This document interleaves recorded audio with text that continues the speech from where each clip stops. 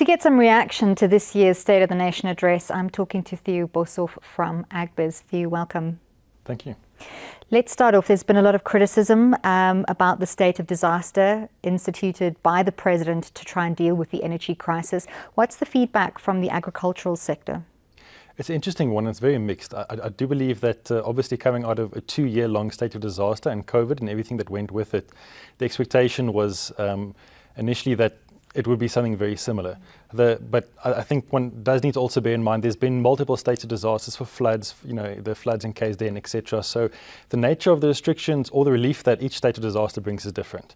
So the first thing that I think everybody's been asking from the agricultural sector, or at least a lot of the inquiries we've received, is whether or not this will mean that agriculture will be an essential service as it was. But unlike COVID, there's no restrictions on this state of disaster in any areas of the economy that to function. So the same thing of choosing which sectors to function is very unlikely. Obviously, it was called within the context of energy security, and I think perhaps that's where the expectations were, that to say that if agriculture is designated as an essential sector, perhaps in terms of energy supply, it would get preference. But unfortunately, I think from a technical point of view, that's not possible. Each sector is quite embedded within the grid. There's technical limitations in terms of one cannot simply switch one sector on or off. It depends on the substation, it depends on the line. So there really, my expectation is that that wouldn't be the case from the state of disaster, simply because it's not technically feasible to try to treat it on a sector-by-sector basis. It must be done on an area-by-area basis. However, if it does accelerate the procurement processes and some of this decision-making around that to treat the core root of the problem, which is, of course, unlocking extra generation capacity, then it could very well be positive. So I would say it's difficult to really assess at this stage, especially since we haven't seen the rules and regulations, but optimistic that hopefully for the intended purpose, it could yield some benefits. So the President has centralized powers around decision-making within the presidency with the creation of a new position for Minister of Electricity within the presidency.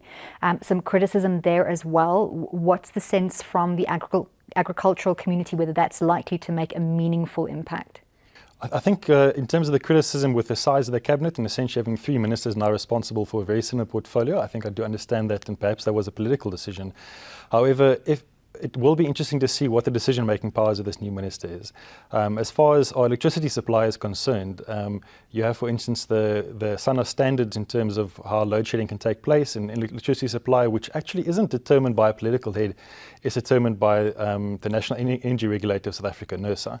So whether or not perhaps the coupling of the state of the disaster as well as the creation of new ministry might move some of those decision-making powers away from NERSA, which in the long term, I think one would be a little bit concerned about that. There is the rationale for having independent energy regulators that must try to strike a balance between the needs of the consumer and the entity itself. But in the crisis situation, perhaps there might be merit in speeding things up, as we do know that a lot of the innovative solutions around reducing energy load, but not simply having the 2 hours on and off, a lot of that does lie with NERSA, so perhaps there might be merit in terms of speeding up some of those decisions.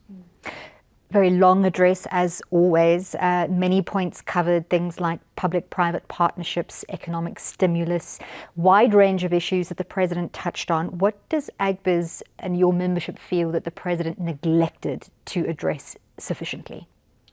It definitely was. Because we're in the middle of the electricity crisis, understandably all the focus is on there.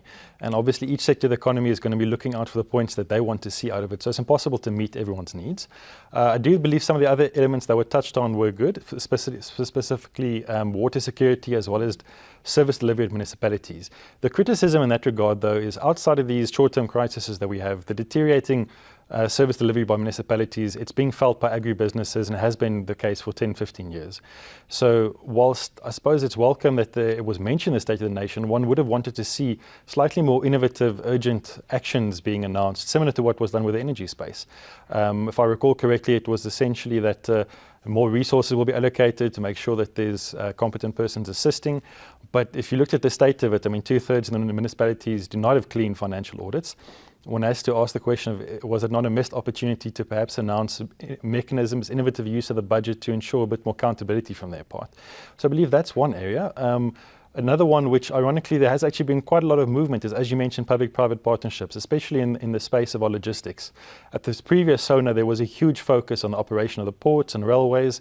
And to some extent that has improved, at least the port performance this year. So perhaps that was a missed opportunity to give recognition to those entities that were working quite hard through public-private partnerships to assist some of the logistics. But it really is an ongoing process as well. Just looking forward to the budget speech, what is one of the key things that the agricultural sector at large is going to be listening out for very carefully when our Minister of Finance tells us how money is likely to be spent in the next year? I think very, very closely linked to the energy crisis, of course, there is the question about subsidizing or incentivizing at least businesses that for the uptake of renewable energy resources, solar, etc., and so-called embedded generation. And another aspect that we've personally been involved with as well at NETLAC and part of the ministerial task team, trying to push for extending the diesel rebate, which is currently allocated to primary activities, so farming as well as mining, to get some of those subsidies, especially the one that goes to the road accident fund for use in the wider economy. The logic behind it, of course, is diesel that gets burned in a generator, irrespective of whether it's on farm, at a pack house, at an agri-processor, that really you shouldn't be paying the road accident fund levies for that.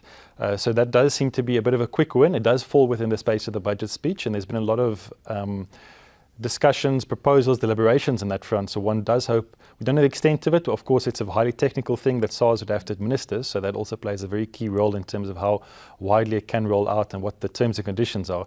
But I think in principle, if there is something announced in terms of either a subsidy or at the very least a rebate on the diesel that's being used in generators, that can certainly be a good message to reduce the costs for businesses currently. Theo, we live in hope. Thank you. Thank you.